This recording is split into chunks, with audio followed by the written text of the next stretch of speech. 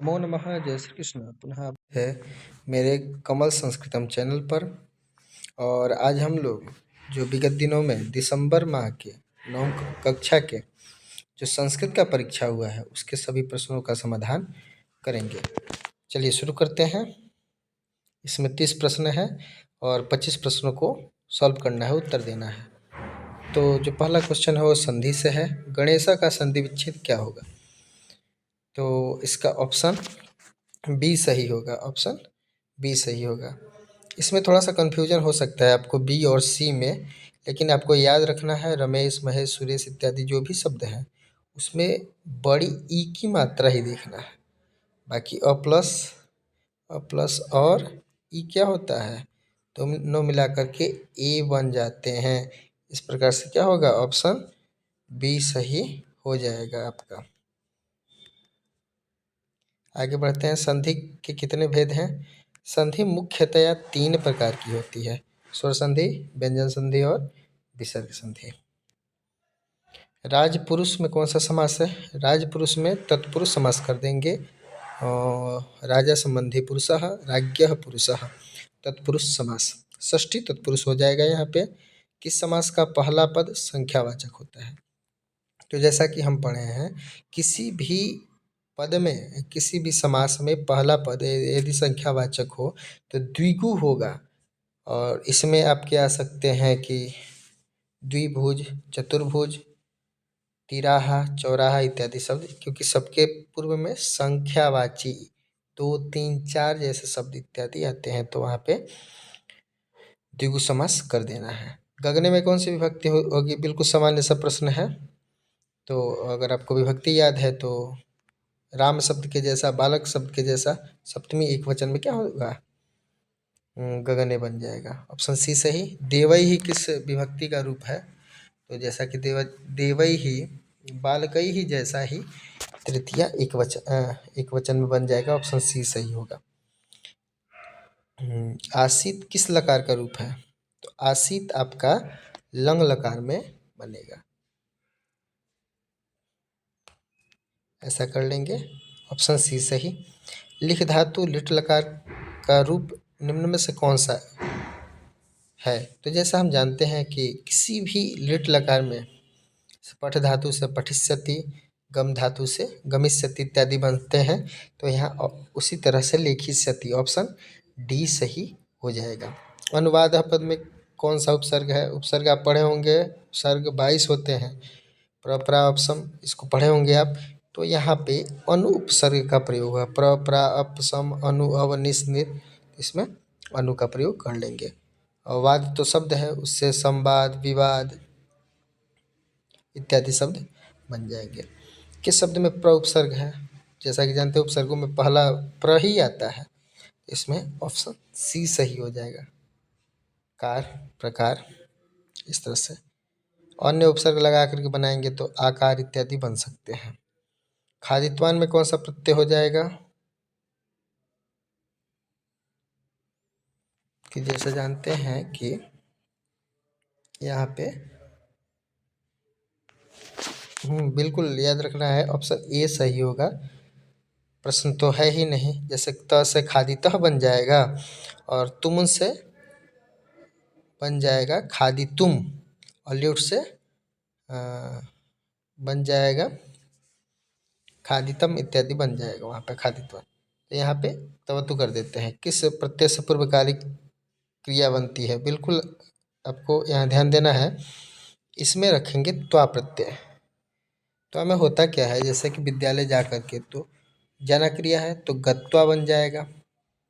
खा करके खादित्वा, पढ़ करके तो पठित्वा। तो पढ़ना जो पूर्वकालिक क्रिया है उसमें त्वा प्रत्यय लगाते हैं। सेवक का स्त्रीलिंग क्या होगा? सामान्य भी आप पढ़े होंगे, हिंदी में भी जानते हैं कि सेवक शब्द का स्त्रीलिंग सेविका बनता है। ऑप्शन बी सही होगा। वेदाः पुल्लिंग है तो चत्वारः कर देंगे। Option C. आगे बढ़ते हैं। हाँ, प्रति के अव्यय के योग में किस विभक्ति का प्रयोग होता है? तो वहाँ पे पूरा सूत्र लिखा है कि प्रति इत्यादि के योग में द्वितीय विभक्ति होती है। अभिता परिता समया निक्साह प्रतियोगी पे ये जो सूत्र बताया गया उसमें वहाँ द्वितीय विभक्ति का निर्देश दिया गया है। प्राचीन काले बहु सुखमयम बभूव। तो जैसा हम ग्राम्य जीवन इत्यादि पाठ पढ़ेंगे तो उसमें बताया गया है कि गांव का जीवन ही क्या था, पहले के समय में बहुत सुखमय था। सर्व 17 नंबर प्रश्न है, सर्वान मानवान समान शरीरावयवैहि रचयति। तो किसने हमारे पूरे शरीर सभी मानवों के शरीर के अवयवों को रचना की है? तो प्रकृति ने रचा है, हमको किसने बनाया है? प्रकृति ने। और बाकी इत्यादि जो मानव बनाते हैं उसको मानव निर्मित बोलते हैं। वसन पद का अर्थ है, किसी पाठ से भी संबंधित है।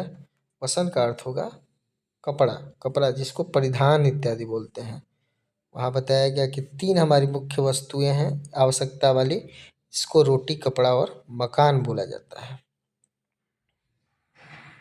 प्रश्न 19, धर्म प्रधान। तो धर्म प्रधान देश कौन सा है? हम लोग अपने पाठ में पढ़े हैं तो भारत देश ही लिखेंगे। ईद पर्व के पाठ में है। वीर कुंवर सिंह का जन्म कहाँ हुआ था? वीर कुंवर सिंह जी का जन्म जगदीशपुर नामक गांव में हुआ था। भारत का प्रथम स्वतंत्रता संग्राम कब हुआ? ये आपके इतिहास में भी काम करेगा। 1857 में प्रथम स्वतंत्रता संग्राम हुआ था। यस्य स जीवति, क्या क्या जीवित रहता है? इसमें देखना है कीर्तिर यस्य स जीवति। अंतिम में यह लाइन दिया गया है कि जिसकी कीर्ति और यश जिसका जिंदा रहता है वास्तव में वही उसका क्या है? जीवन है। बाकी सब तो यह शरीर नष्ट हो ही जाता है। नगर हम तो रचना, नगर किसकी रचना है?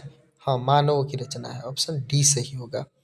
गांव की रचना प्रकृति ने किया और नगर की रचना मानव ने अपने सुख सुविधा के अनुसार किया है। कृषि प्रधान धन व्यवस्था कहाँ है? और कृषि प्रधान धन व्यवस्था गाँव में है। जो भी है सब खेती से ही होता है और खेती से संबंधित ही रोजगार गाँव में है। नीति पद्यानि पाठ कहाँ से संकलित है?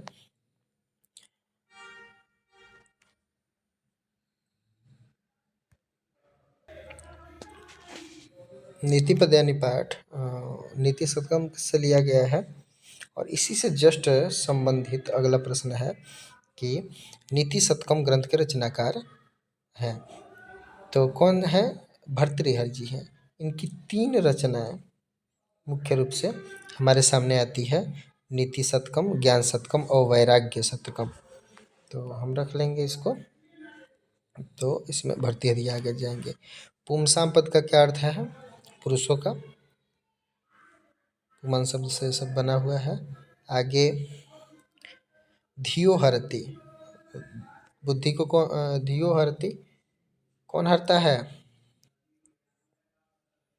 अच्छा, यहाँ पूरा करना है, वाक्य पूरा करना है। तो जाड्यम धियो हरति, धैर्यम अथाभ्युदय क्षमा। तो वहाँ पे है, पूरा लाइन पढ़ेंगे। विपदि धैर्यम अथाभ्युदय क्षमा, ऑप्शन डी सही होगा। सदस्य पद का पर्याय है, सदस्य पद का पर्याय हो जाएगा सभायाम। क्या करेंगे? सभायाम, इसको रख लेंगे। सदस्य सभा में क्या होना चाहिए? वाक पटुता होना चाहिए।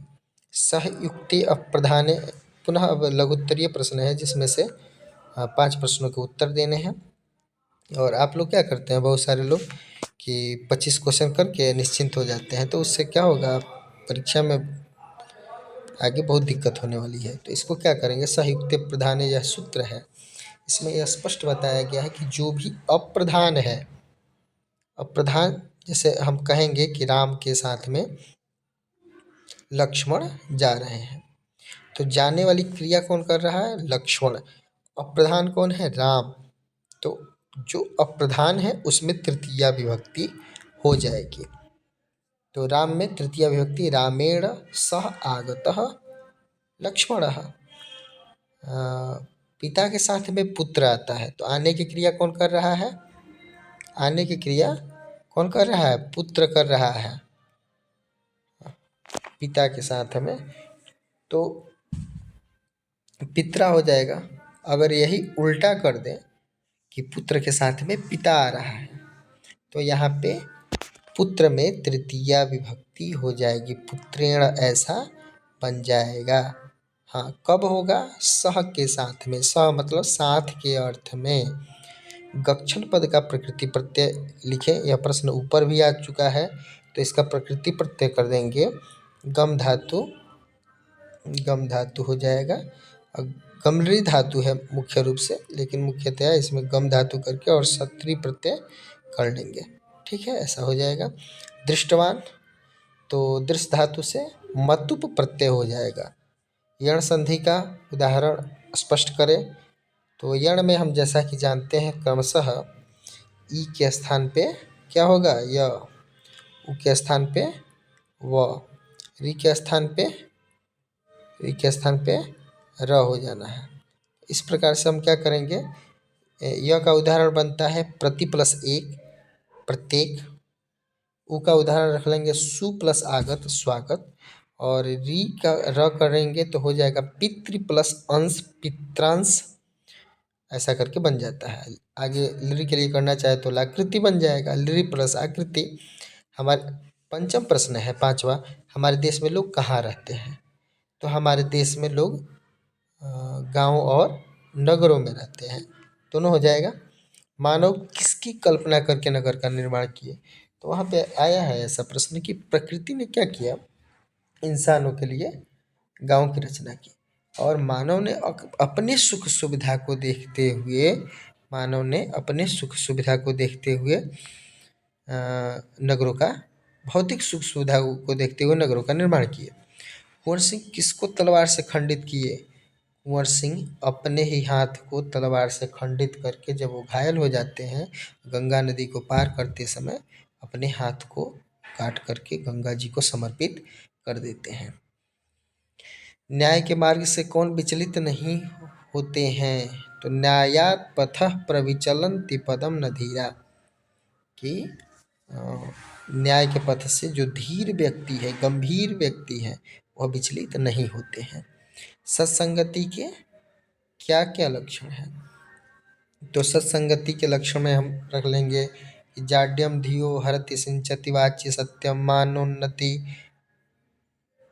इत्यादि। जो पूरा श्लोक पढ़ लेंगे, उस लिख देंगे, और उसके सब एक एक का अर्थ लिख देंगे कि यह सब क्या करता है, सत्संगति प्रदान करती है। नीति मानव का क्या करती है? नीति मानव के लिए कर्तव्य अकर्तव्य का ज्ञान कराती है। हमें क्या करना चाहिए, क्या नहीं करना चाहिए, इस चीज़ का ज्ञान प्रकृति कराती है। आगे जो है दीर्घोत्तरीय है, और इसमें से क्या करना है, सरस्वती पूजा पर 7 पंक्तियों में एक अनुच्छेद संस्कृत में लिखना है, और इत्यादि जो प्रश्न है, तो इसमें से आप क्या कर सकते हैं, 13 नंबर जो है अपने किताब पाठ्य पुस्तक जो 9वीं क्लास की है, उसका कोई भी श्लोक, छोटा से अज्ञ सुकुमाराध्याय जैसा छोटा श्लोक है, उसको, श्लोक को लिखें और उसका अर्थ लिख दें। ये सामने विद्या, कितने अच्छे अच्छे श्लोक है। और फिर है ग्राम्य जीवन की विशेषताओं को लिखें, तो ग्राम्य जीवन के बारे में क्या क्या अच्छी बातें बताई गई है, उसके बारे में लिख सकते हैं। और 15वां जो प्रश्न है वीर कुंवर सिंह का संक्षिप्त परिचय दें, तो उनके बारे में आप हिंदी में भी लिख सकते हैं। तो यह 3 प्रश्न आपके लिए बहुत अच्छे हैं।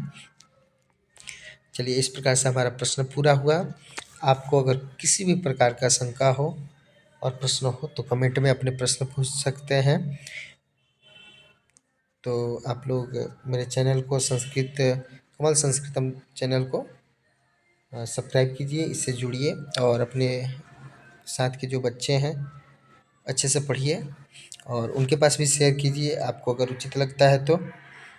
फिर हम लोग मिलते हैं अगली वीडियो में। जय तु संस्कृतम, जय तु भारतम, जय तु संस्कृतम, जय तु भारतम।